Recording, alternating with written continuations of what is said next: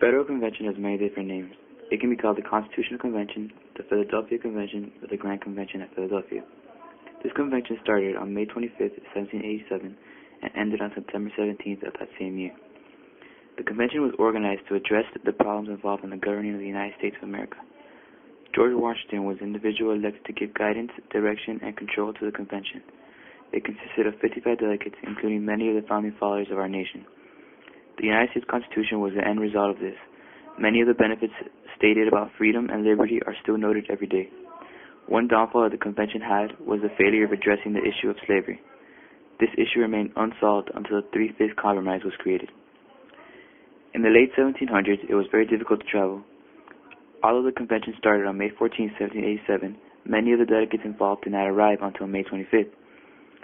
One of the most important moments of the convention involves Benjamin Franklin, in which he stood up and gave a speech stating that the creation of the Constitution was a unique opportunity for people to create a government based on reason and goodness, not the will and power of a military conqueror.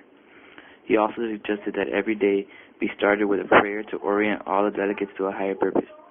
This particular speech made by Franklin was a turning point for the Constitution.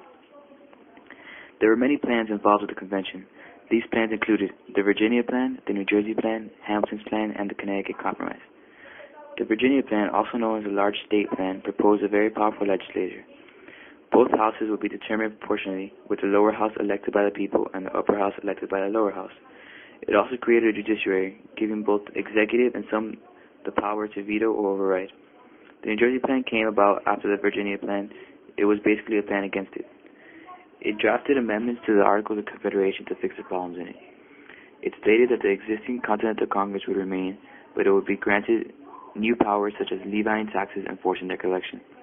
It also made it clear that any laws set by Congress would be more important than state laws.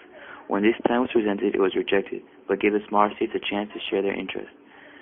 Alexander Hamilton created his own plan after being unsatisfied with the other two plans that were already proposed. Some people call it Hamilton's plan, while others refer to it as the British plan because it had a lot of similarities to the British system.